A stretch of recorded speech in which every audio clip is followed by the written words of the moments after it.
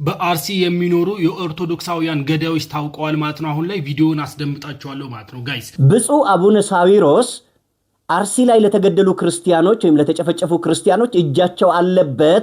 እናቴ በህይወት ካለሽ አለሁ እንድትይኝ ይህም ቪዲዮ አድርሷት ጋይስ። እናም ኦርቶዶክስ ወጣቶች ከዚህ በኋላ አቅማችንን ማሳየት አለብን። ኦኬ፣ በእነዚህ ሰዎች ላይ እኛ ኦርቶዶክስ ራሳችን የደቦ ፍርድን እንፈርዳለን። አለቅ። ኦርቶዶክስ ክርስቲያኖችን በግፍ መግደል ይቁም። ሰላም ጤና ይስጥልኝ። እንዴት አላችሁ? እግዚአብሔር ይመስገን። ወቅታዊ በሆኑ መረጃዎች ተመልሼ መጥቻለሁ። እንግዲህ ፍትህ እስክናገኝ ድረስ ስለ አርሲ መጫዋችንን አንተውም። ምክንያቱም ዛሬ ዝም ካልን ነገ እያንዳንዳችን ጋር ይመጣል። ነገ በአንገታችን ማተብ አስረን መሄድ እስክንከለከል ድረስ ይሄ ነገር ሊከሰት ይችላልና ዛሬ ፍትህ እያልን ለወገኖቻችን ድምጻችንን ማሰማት ያስፈልጋል ብዬ አስባለሁ። በጣም በሚያሳዝን ሁኔታ አንድ ወንድማችን እንግዲህ እናቴ ካለሽ አለው በይኝ ይላል። በአርሲ ነው እናትዬ የምትገኘው። ስልኳም ምኑም እንደማይሰራና ሞታይ ሆኖ የሚል ነገር ያቀርባል። ያንን እንመለከታለን። የኦርቶዶክሳዊት ወጣቶቹ በጣም ጥሩ ነገሮችን እያሳዩ ነው። እነዛን ነገር እንመለከታለን። ከሁሉ በፊት እስቲ ይሄንን እኒ አየህሉ ተርተና ሲሉ በስተን አለ እንዴት ትበዛለህ? ከአንድ ቤተሰብ 8 ሰው ነው የተገደለው። ቀሲስ ከአንድ ቤተሰብ 8 ሰው ነው የተገደለው። እንዴት ነው የሚበዛው? በአንድ ሳምንት 48 ሰው ነው የሞተው። እንዴት ነው የሚበዛው? በሁለት ዓመት ጦርነት 1 ሚሊዮን ትግሬ እስካሁን የአማራ አልተቆጠረም። ምናልባት 5-6 ሚሊዮን አማራ ሞቷል። እስካሁን ገለውታል፣ አልተቆጠረም። እንዴት ነው የምትበዛው? እነሱ 4 ሚስት ያገባሉ፣ 6 ሚስት ያገባሉ፣ 40-50 ይወልዳሉ። እነሱ ይበዛሉ። ገዳይ እየበዛ ሟች እያነሰ ነው የሚሄደው። እውነት ነው። መምራችን ዘመድኩን እንግዲህ እየሞትን እንበዛለን የሚለው እያለቅን እኮ ነው። ከስር ከስር ማለት ነው። ከስር ከስር እየሞትን ያለ ነው። የእኛ ቤተክርስቲያን የምታስተምረው እንግዲህ ባልና ሚስት እንኳን የሚሆነው አንድ ወንድ ለአንድ ሴት፣ አንድ ሴት ለአንድ ወንድ አይደል? ከዛ ውጭ የለም። እነዚህ ናቸው ተዋልደው። ከሰው ካልተዋለደ ካልበዛ ከየት እንመጣለን? በየዕለቱ እየተገደልን በየዕለቱ እየሞትን።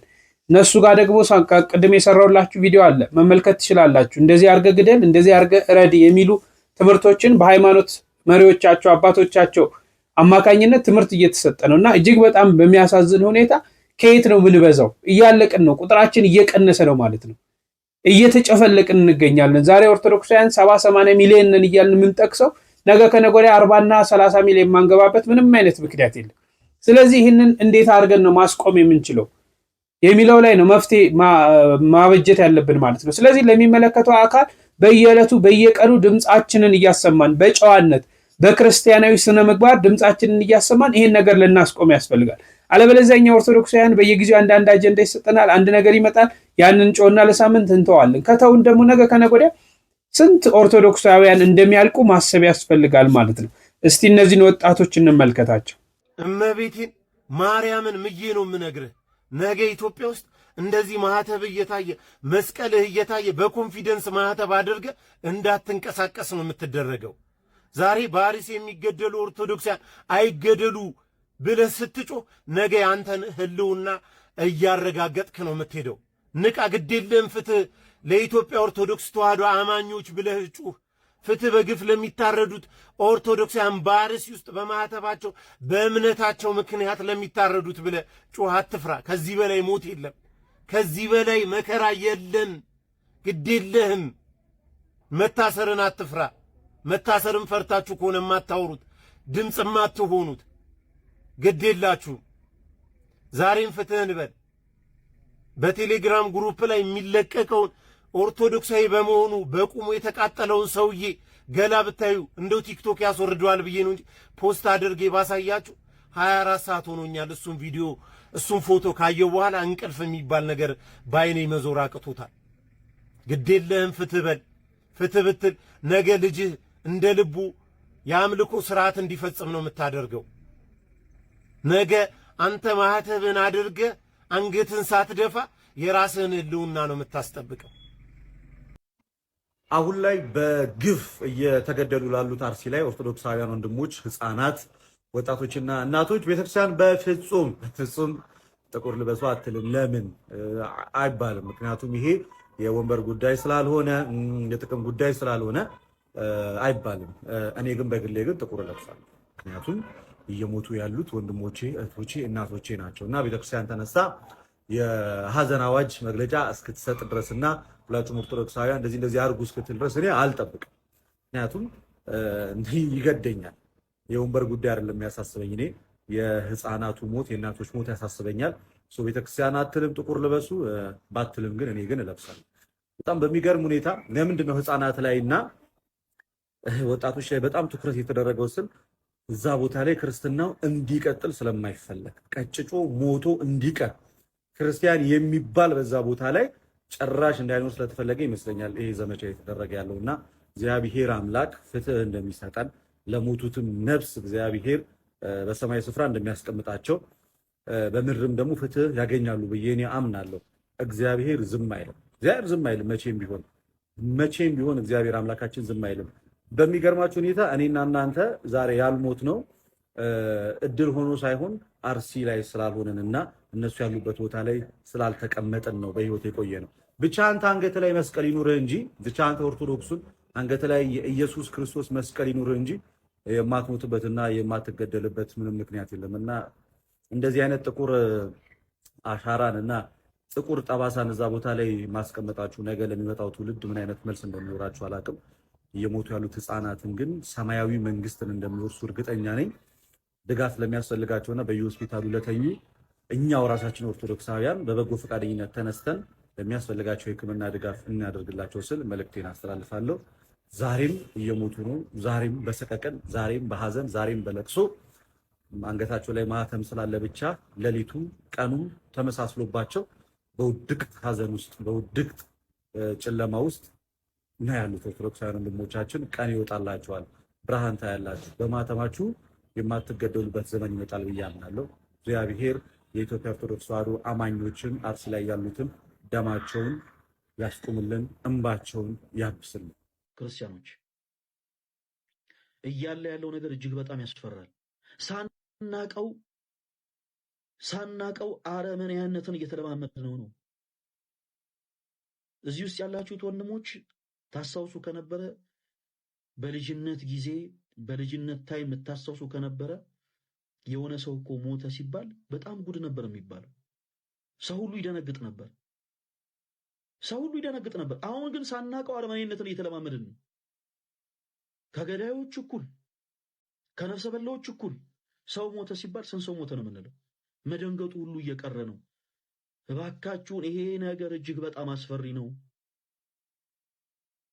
በቻልነው አቅም እዛ በስጋት ያሉ ክርስቲያን እህት ወንድሞቻችን ሰላምን ያገኙ ዘንድ እረፍትን ያገኙ ዘንድ ድምጽ እንሁንላቸው። በቻልነው አቅም በቻልነው ነገር ሁሉም በቻለው አይነት አቅጣጫ ለአርሲ ክርስቲያን እህት ወንድሞቻችን ድምጽ በጣም አስጊ ነው። ምክንያቱም እየሞቱ ያሉ የክርስቲያን እህት ወንድሞቻችን ቁጥር ከቀን ወደ ቀን እየጨመረ ነው።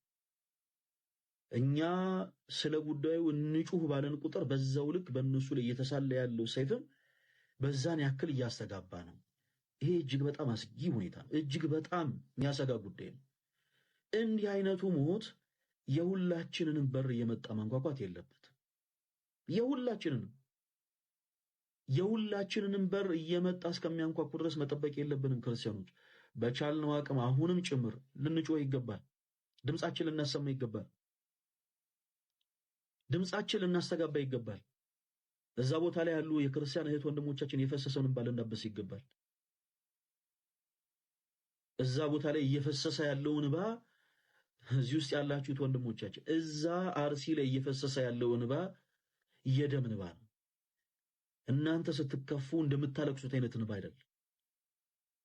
የምንወደው ሰው በሞት ሲለየን እንደምናለቅሰው አይነት እንባ አይደለም።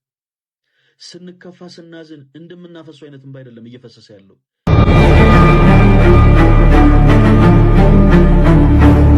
ወደ ዘንደት ሄዶ ወንድሜ ተው ይገሏል። ተው ወንድሜ፣ ኧረ ተው በእናትህ ተው። እናቴስ እናት አለች እኮ እዛ ናት።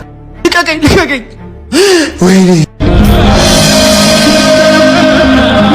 ጉልበት አለኝ የሚል ሁሉ መግደል እንደሚችል የሚያረጋግጠው እኛን በመግደል ነው።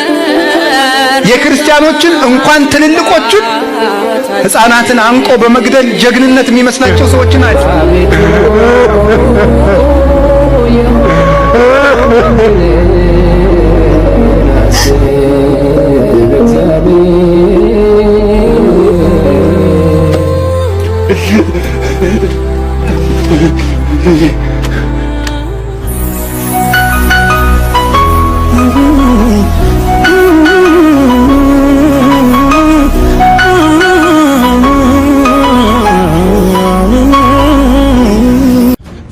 ለክርስቲያን ወገኖቻችን አባካችሁ ይሄ ቪዲዮ ለመንግስት ይሁንልኝ።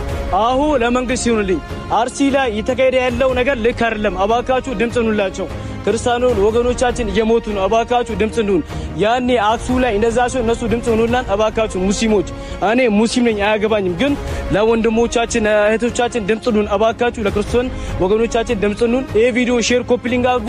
ለመለከቱ አካል አርሱ። አባካችሁ የምእመናን ሞት እንዴት አይገዳችሁም? ምን እስክንሆን ነው የምትጠብቁት? ሁሌኛ በገንዘብም በህይወት ዋጋም እየከፈልን እናንተን ተሽከርካሪ ወንበር ላይ የምናስቀምጠው እስከ መቼ ነው?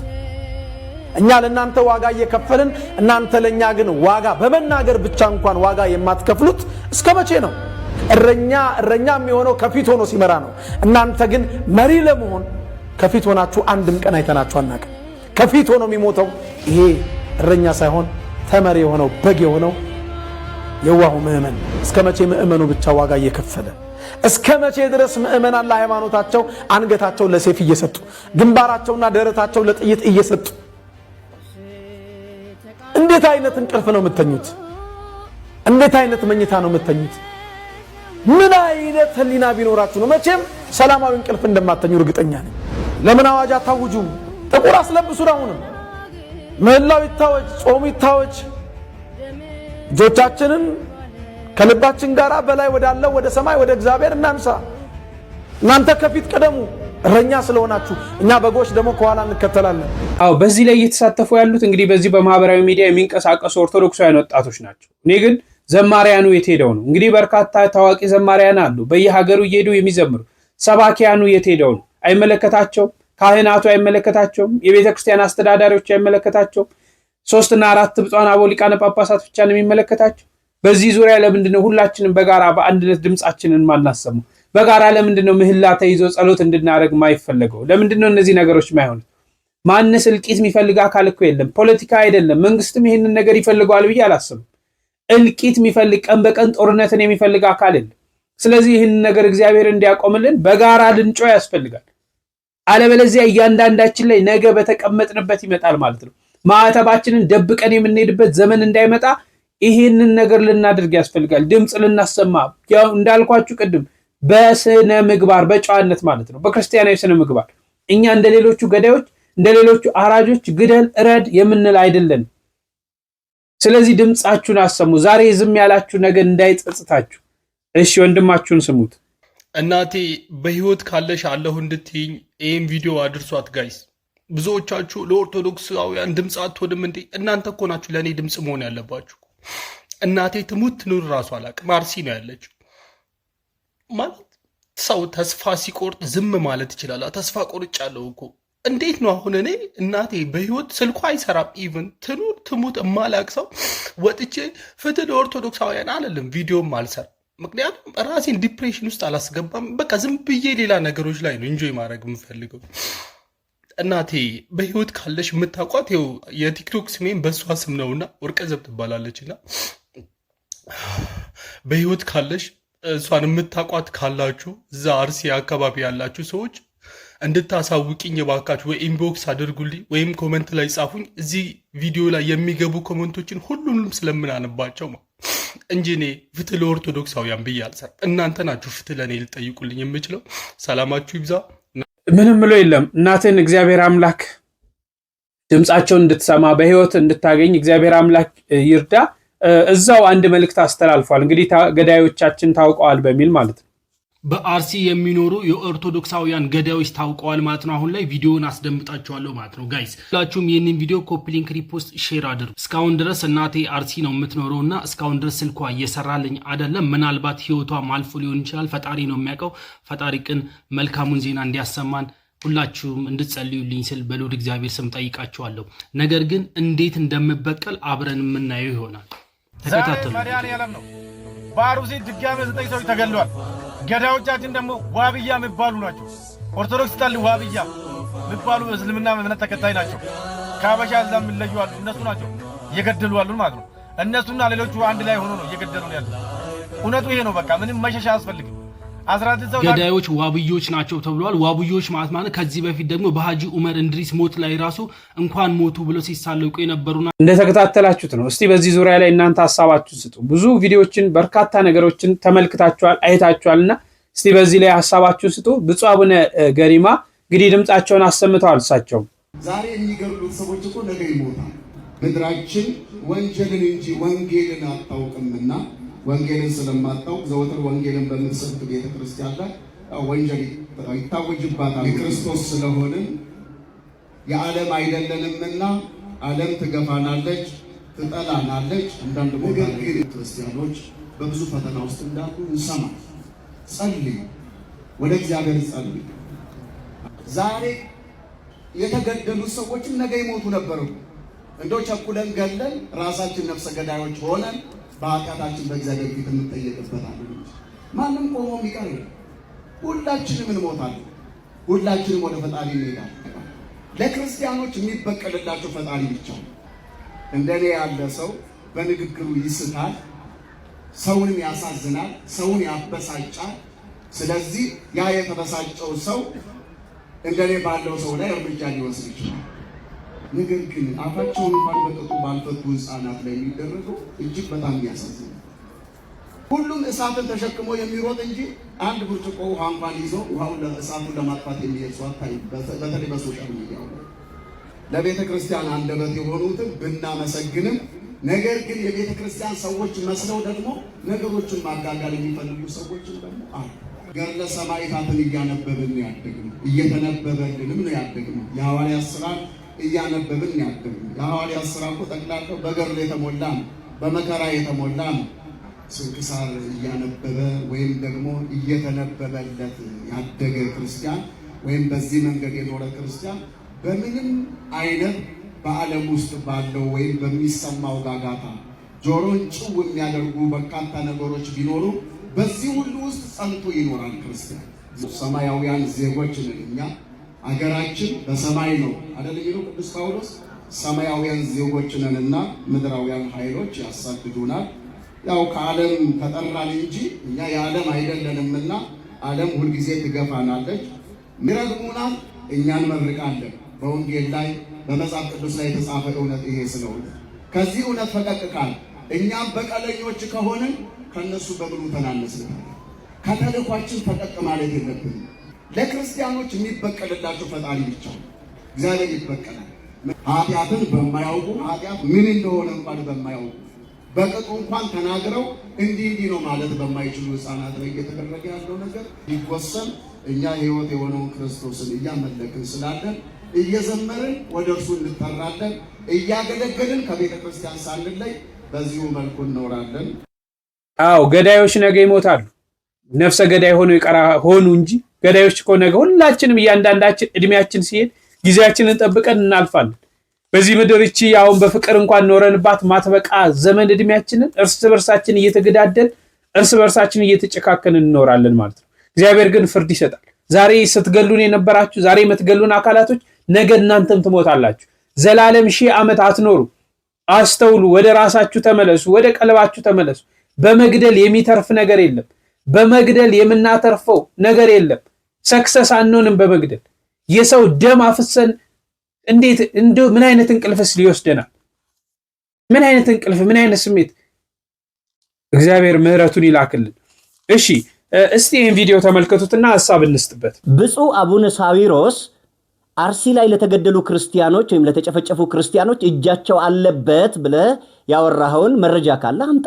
ለአርሲ ኦርቶዶክሳውያን መገደል ምክንያት የሆነው ብፁዕ አቡነ ሳዊሮስ መሆኑን መረጃዎች ተጨባጭ መረጃ ካለ አምጣና እኛም ልክ እንዳንተ እናውራ። ነገር ግን ዝም ብለህ በባዶ ይሄ በሰፈር ላይ የሚወራውን ወሬ ሚዲያ ላይ አምጥተህ አታውራ ወዳጄ። ተጨባጭ መረጃ ካለ አምጣ። አለበለዚያ ግን ዝም ብሎ ጽንፍ መርገጥ ነው የሚሆንብህ። ይሄ ምንድነው በሬ ወለደ አይነት ተረት ነው የሚሆንብህ። አምጣ ተጨባጭ። እሳቸው በደብዳቤ ወይም ደግሞ በስልክ እዚህ አርሲ ላይ እዚህ አካባቢ ላይ ክርስቲያኖችን ጨፍጭፉልኝ ግደሉልኝ ብለው የተናገሩበትን ድምጽ መረጃ ወይም ደግሞ የስልክ መረጃ ወይም ደግሞ የደብዳቤ ካለ አምጣና እኛም ዓለምም ይወቀው። አለበለዚያ ግን በተገኘም ባልተገኘም አጋጣሚ ብፁዕ አቡነ ሳዊሮስ እንዲህ ያደረጉ እያላችሁ ብፁዕ አቡነ ሳዊሮስ ላይ እንደው የሌለ ነገር መናገር ይሄ በእውነት የጽንፍ መርገጥ ነው። እኔ እንደዚህ አይነት ቪዲዮ መስራት እንደማልወድ ታውቃላችሁ። ነገር ግን አንዳንድ ጽንፍ የረገጡ ሰዎች ሲመጡ ለነሱ መልስ መስጠት አስፈላጊ ሆኖ ስለተገኘ ነው ይሄንን ቪዲዮ የሰራሁት። እንደተከታተላችሁት ነው። አሁን እዚህ ጋር ማሰብ ያለብን አሁን እርስ በርስ በእንደዚህ አይነት ምክንያቶች ደግሞ ልንከፋፈል አይገባንም። በእንደዚህ አይነት ምክንያቶች ማለት ነው። አሁን አቡነ ሳዊሮስ እጃቸው አለ፣ አይተ ማስረጃ አለን፣ መረጃ አለን፣ ቪዲዮዎች አሉን፣ የተለያዩ ነገሮች አሉ። በሌሉን ነገሮች ላይ ዝም ስላሉ ዝም ስለተባለ ብቻ እንዲህ እገሌ ጳጳስ አለበት የምንል ከሆነ እርስ በርሳችን ዋናውን አጀንዳ ትተን ሌላ ላይ መተናል ማለት ነው። አንገደል ፍትህ ለአርሲ ወገኖቻችንን ማለቱን ትተን የት መተናል ማለት ነው? ሌላ አጀንዳ ላይ ማለት ነው። እንዲህ አይነት ነገሮችን ለጊዜው መተው አለብን። መረጃዎች በሌሉበት ማስረጃዎች በሌሉበት ዝም ብለን እየፈበረክን እንግዲህ ከብፁዕ አቡነ ሳዊሮስ ብቻ አይደሉም በዚህ ዝም ያሉት በርካታ ብፁዓን ሊቃነ ጳጳሳት ከ65 በላይ የሚሆኑ ብፁዓን አበው ሊቃነ ጳጳሳት ድምጻቸውን አላሰሙም እስካሁን በመናቀው ባየነው ማለት ነው። ስለዚህ አንድን ሊቀ ጳጳስ አንድን ጳጳስ ነጥለን ብቻ እንዲህ አይነት ስናደርግ ድጋሚ ደግሞ በዚህ ስንፋከት በዚህ እንትን ስንል ያንን እንዳንረሳው አጀንዳችን እንዳንረሳው ሌሎች የሚሰጡንን ነገሮች ወደ ጎን ትተን እኛ ዓላማችን አንገደል፣ ኦርቶዶክሳውያን ደም አይፍሰስ፣ ኦርቶዶክሳውያን አይታረዱ፣ በሰላም በሀገራቸው ይኑሩ ማለት ነው ያለብን። በዚህ ነው ድምጽ መሆን ያለብን፣ በዚህ ነው ጸሎት ማድረግ ያለብን እንጂ እርስ በርስ መከፋፈል የለብንም ብዬ እንግዲህ ለመግለጽ እወዳለሁ። እግዚአብሔር አምላክ በቸርነቱ ይጎብኘን፣ በምሕረቱ በቸርነቱ በይቅርታው ሰላማችንን ያምጣልን እያልኩ እንግዲህ ዛሬ ጥቅምት 28 ቅዱስ አማኑኤል ነው። የዕለቱን ስንክሳር በመጨረሻ አስቃኛችኋለሁ። እኔ ግን ከወዲሁ እሰናበታለሁ። ፍትህ ለወገኖቻችን ማለታችሁ እንዳትረሱ። ተከታተሉት። ዛሬ ቸር እረኛ ዓለምን በመዳፉ የጨበጠ የፈጠረን ቅዱስ አማኑኤል ነው። አማኑኤል ማለት ምን ማለት ነው? በነገራችን ላይ የዚህን ስም ትርጉም ለማወቅና ለመረዳት ምስጢረ ሥላሴንና ምስጢረ ሥጋዌን በደንብ አድርጎ መማር ያስፈልጋል። እስኪ ዛሬ በዕለተ ቀኑ አማኑኤል ማለት ምን ማለት ነው? ብዙ ሰዎች ኢየሱስ ክርስቶስ ከሚለው ጋር ግራ ስለሚጋቡ አጠር አድርጌ ላቀርብላችሁ። እናንተም ለሁሉም ሰው እንዲዳረስ ኮፒ ሊንክ አድርጉልኝ።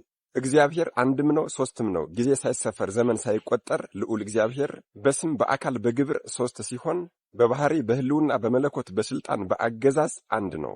ዓለም ከመፈጠሩ በፊት ስለነበረው ነገር የሚያውቅ ራሱ ቅድስት ሥላሴ ብቻ ነው። ዓለም ከተፈጠረ በኋላ ምስጢረ ሥላሴ ወይም መለኮት ብለን የምንማረው እንድንና እንጠቀምበት ዘንድ እርሱ የገለጠልን ያክል ብቻ ነው። ነገር ግን ከዚህ አልፈን ጌታችንን እንመርምር እንወቅህ ብንለው ፍጻሜያችንም ሞት ማደሪያችንም ገሃነመ እሳት መሆኑ አይቀርም። ወደ ቀደመ ነገራችን ስንመለስ እግዚአብሔር አዳምን ከፈጠረው በኋላ በሰባት ሀብታት አክብሮ በገነት አስቀመጠው። ነገር ግን አባታችን አዳም አትብላ የተባለውን ዕፀ በለስ በመብላቱ ከፈጣሪው ጋር ተጣልቶ በሞተ ሥጋ ሞተ ነፍስ በርደተ መቃብር ርደተ ገሃነም ተፈርዶበት እያዘነና እያለቀሰ እያለ በኋላ ግን ንስሐ ስለገባ ቸር የሆነ አምላክ ልዑል እግዚአብሔር ከልጅ ልጅ ተወልጄ ከ5 ቀን ተኩል በኋላ አድንሃለሁ ብሎታል። በዚህም የተነሳ ለ5500 ዘመናት ወደታች ይቆጠር ጀመር። ከአዳም እስከ ሙሴ ዘመነ አበው ይባላል፣ ምሳሌያት ይበዛሉ። ከሙሴ እስከ ዳዊት ዘመነ መሳፍንት ይባላል፣ ምሳሌያቱ እየጎሉ ይሄዳሉ። ከልበ አምላክ ቅዱስ ዳዊት እስከ ቅዱስ ሚልኪያስ ዘመነ ነገሥታት ወይም ደግሞ ዘመነ ነቢያት ይባላል። በዚህ ጊዜ ደግሞ ትንቢቶች ስለ መድኃኔዓለም ኢየሱስ ክርስቶስና ስለ እናቱ ስለ ቅድስት ድንግል ማርያም እንደ ጎርፍ ፈሰዋል። ነቢያትም የመሲሁን መምጣት እየጠበቁ በጾም በጸሎት በትሕርምት ቆይተዋል። እንባቸውን አፍስሰው ቅድመ እግዚአብሔር ደርሶላቸዋል። መድኃኔ ዓለም ኢየሱስ ክርስቶስም ተወልዶ አድኗቸዋል። እንግዲህ አማኑኤል የሚለው ቃል እዚህ ላይ ይመጣል። ከጽር ከዕብራይስጥ የተወሰደ ነው የሚሉም አሉ። እንግዲህ አማኑኤል ማለት ትርጉሙ እግዚአብሔር ምስሌነ ማለት ነው። እግዚአብሔር ከእኛ ጋር ሆነ ማለት ነው። አዎ አማኑኤል የሚለው ቃል ምስጢሩ እጅግ በጣም ሰፊ ነው። አዎ አማኑኤል ማለት ከስጋችን ስጋን ከነፍሳችን ነፍስን ነስቶ በፍጹም ተዋህዶ እኛን ሆነ መሰለ ማለት ነው። በሌላም አነጋገር አማኑኤል ማለት አምላክ ሰው ሆነ፣ ሰው አምላክ ሆነ ማለት ነው። እጅግ በጣም ይገርማል። እግዚአብሔር የሰው ልጆችን የወደደበት መጠኑ የፍቅሩ መጠን በጣም ይገርማል። አስባችሁታል? ልዑል እግዚአብሔር ከኛ የነሳው የተዋሃደው ያ ስጋ በመንበረ ጸባዖት በዘባነ ኪሩብ ሲሰለስና ሲቀደስ ይኖራል። እርሱ ጌታችን እኛን የሰው ልጆችን እስከዚህ ድረስ ነው የወደደን። ስለዚህ ጠቅለል ስናደርገው ፈጣሪያችን በሦስትነቱ ሥላሴ አብ፣ ወልድ፣ መንፈስ ቅዱስ ሲባል በአንድነቱ ደግሞ እግዚአብሔር ኤልሻዳይ፣ አዶናይ፣ አልፋ ወኦ፣ ቤጣ፣ የውጣ፣ ኦሜጋ እያልን እንጠራዋለን ማለት ነው። በሥጋዊው ምክንያት ደግሞ የሰውን ልጅ ሥጋ በመልበሱ ምክንያት ደግሞ አማኑኤል ኢየሱስ ክርስቶስ መድኃኔ ዓለም እያልን እንጠራዋለን ማለት ነው። የአቡነ እስትንፋሰ ክርስቶስ ገድል ላይ መድኃኔዓለም ኢየሱስ ክርስቶስ በአካል ተገልጾ ለታላቁ አባታችን ለአቡነ እስትንፋሰ ክርስቶስ እንደዚህ ብሏቸው ነበር። የስሜ ትርጓሜ አማኑኤል ማለት እግዚአብሔር ከኛ ጋር ሆነ ማለት ነው። ኢየሱስ ማለት የዓለም መድኃኒት ማለት ነው። ክርስቶስ ማለት የከበረ ክቡር የሚያከብር ማለት ነው። ማስያስ ማለት መሲህ የእግዚአብሔር አብ የባህሪ ልጅ ማለት ነው። መሲህም ማለት ለመንግስትና ለክህነት በድንግል ማርያም ማህፀን በተዋህዶ የከበረ በመለኮቱ ሁሉን ሰጪ የሆነ በሰውነቱ በተዋህዶ ከበረ ማለት ነው ብሎ ነግሯቸው ነበር። ቅዱስ ቸር የሆነ አምላክ መድኃኔዓለም ኢየሱስ ክርስቶስ አማኑኤል ከበዓሉ ረድኤት በረከት ያሳትፈን። አስተዋይ ልቦናና ሰሚ ጆሮን የሚስጠን አሜን። ይቆየን። አምላከ ሳሙኤል አምላከ ሳሙኤል አምላከ ሳሙኤል ነገ ጥቅምት 29 አቤት አቤት! አብዛኞቻችሁ ስለዚህ ቅዱስ ስትጠይቁኝ ነበረ። ኢትዮጵያዊ ቅዱስ እስከ 10 ትውልድ ድረስ የሚያስምሩ ስማቸውን ከስሜ ጋር አዋህዶ የጠራህን ሰው ማለትም የአቡነ ሳሙኤል አምላክ ኢየሱስ ክርስቶስ ሆይ እባክህን እርዳኝ ወይም ደግሞ አምላከ ሳሙኤል አምላከ ሳሙኤል አምላከ ሳሙኤል ብሎ በማንኛውም ችግር ላይ ያለ ሰው ስምህን 3 ጊዜ ቢጠራ ለአንተ ስል ልመናና ጸሎቱን እሰማዋለሁ ከችግሩም ፈጥኜ አወጣዋለሁ የተባሉት ምን እሱ ብቻ በአንተ ስምም ስለተማጸነኝ እስከ 10 ትውልድ ድረስ ቤተሰቦቹን እምርለታለሁ። ሲጋደሉ ኑረው አጽማቸው ያረፈበትን ገዳማቸውን በመርገጥ ብቻ ከማንኛውም አይነት የሰይጣን የአጋንንት ስራት ነፃ የሚያወጡ የሚፈቱ አደራ እኒህን ቅዱስ ሁሉም ሰው ያውቃቸው ዘንድ ኮፒ ሊንክ ማድረግ እንዳይረሳ። ለቤቱ አዲስ የሆናችሁን ፎሎ ማድረግ እንዳይረሳ። የታላቁ አባታችን የሐዲስ ሐዋርያ የአባ አቡነ ተክለ ሃይማኖት የቆብ ልጅ ሲሆኑ አባታችን አቡነ ተክለ ሃይማኖት ካመነኮሳቸው በኋላ ወደ ሶማሌና ወደ አፋር በመሄድ ብዙ ወንጌልን የሰበኩ እጅግ በጣም የሚገርመውን ነገር እዚህ ላይ ልንገራችሁ። እናታችን ቅድስተ ቅዱሳን ቅድስት ድንግል ማርያም ያኔ በስደቷ ወራት ወደ ኢትዮጵያ በመጣችበት ጊዜ መድኃኔዓለም ኢየሱስ ክርስቶስ በደመና ጭኖ ወስዶ እዚህ ደብረ ወገግ ወይም ደግሞ አሰቦት ገዳም ምስራቅ ሐረርጌ ውስጥ የሚገኘው እዚህ ገዳማቸው ላይ በደመና ጭኖ ከወሰዳት በኋላ እዚህ ቦታ ላይ ለሰማይና ለምድር የሚከብድ ደግ የሆነ ቅዱስ አባት ይወጣል ብሎ ቀድሞ ተናግሮላቸው ነበር። በዚህም የተነሳ መድኃኔዓለም ኢየሱስ ክርስቶስም ቦታውን ባርኮታል። እናታችን ቅድስተ ቅዱሳን ቅድስት ድንግል ማርያም ወላዲተ አምላክ መብርሃንም ቦታውን ባርካው ሄዳለች። የምንኩስና ቆብን ከአቡነ ተክለ ሃይማኖት ከተቀበሉ በኋላ በምስራቁ የሀገር ክፍል ወደ አፋር ሄደው ሱባኤ ገቡ። ይሄ ቦታም ደብረ ሐዘሎ ይባላል። ታዲያ እኒህ ቅዱስ አባት ለ155 ቀናት ለ155 ቀናት እግራቸውን ቀጥ አድርገው ቆመው እጃቸውን ደግሞ ወደ ላይ ዘርግተው ሳይበሉ ሳይጠጡ ጸሎት ሲያደርጉ እናታችን ቅድስተ ቅዱሳን ቅድስት ድንግል ማርያም መጥታ ወዳጄ ሳሙኤል ሆይ በእጇ በጣቷ እያመለከተች ወደዚያ ተራራ ሂድ፣ የስምህ መጠሪያ መከበሪያ ያ ነውና ይሄ የሌላ ቅዱስ ነው። አዎ ይሄ ቦታ የአባ አንበስ ዘሐዘሎ እርስት ነው አለቻቸው። ታዲያ እኒህ ቅዱስ አባትም እናታችን ባመለከተቻቸው መሰረት ወደ ተራራው በሄዱ ጊዜ ብርሃን ከሰማይ ወርዶላቸዋል። በዚህም የተነሳ ደብረ ወገግ ሊባል ችሏል ማለት ነው። ወገኖቼ ይሄ ሁሉ የሆነው እኮ በመንፈቀ ሌሊት ነበረ። ታዲያ በዚያ በመንፈቀ ሌሊት ታላቅ ብርሃን ከሰማይ በወረደ ጊዜ በአካባቢው የሚኖሩ ሰዎች ወገግ አለኮ ወገኖቼ ነጋኮ ሲባባሉ ጊዜ በዚህ የተነሳ ደብረ ወገግ ሊባል ችሏል ማለት ነው። ይሄ ደብረ ወገግ ወይም ደግሞ አሰቦት ድንቅ የሆነ አንጋፋ ገዳም በፈቃደ እግዚአብሔር ዋና የሆነ የአንበሶች መኖሪያ በመሆኑ ጠላት መነኮሳቱን ገብቶ ማጥቃት በፍጹም አይችልም። እኒህ ቅዱስ አባታችንም ጸሎት በሚያደርጉ ሰዓት በአንበሶች ይከበቡ ነበረ። በዚህ ገዳም አሁን በአካለ ሥጋ ያሉ ሰዎች ምስክር ሆነው እንደተናገሩትም አንበሶች እየመጡ እዚህ ቦታ ላይ እንደሚሰግዱ ተናግረዋል። እኒህ አናብስትን በፊት በኋላ የሚያስከትሉ እልፍ ቅዱሳንን ያፈሩልን መድኃኔዓለም ኢየሱስ ክርስቶስ ገና ሳይወለዱ ትንቢትን የተናገረላቸው ታላቁ አባታችን አቡነ ሳሙኤል ዘደብረ ወገግ ወይም ደግሞ አቡነ ሳሙኤል ዘአሰቦት ነገ ጥቅምት 29 የዕረፍት በዓላቸው ነው። ታላቁ አባታችን አቡነ ሳሙኤል ልደታቸው ሐምሌ 9፣ ዕረፍታቸው ጥቅምት 29፣ ፍልሰተ አጽማቸው ደግሞ ግንቦት 27 ነው። መድኃኔዓለም ኢየሱስ ክርስቶስ ከታላቁ ኢትዮጵያዊ ቅዱስና አባት ከአቡነ ሳሙኤል ዘደብረ ወገግ ረድኤት፣ በረከት፣ ምልጃ፣ ቃል ኪዳን፣ ፍቅር አይለየን። አሜን። ይቆየን።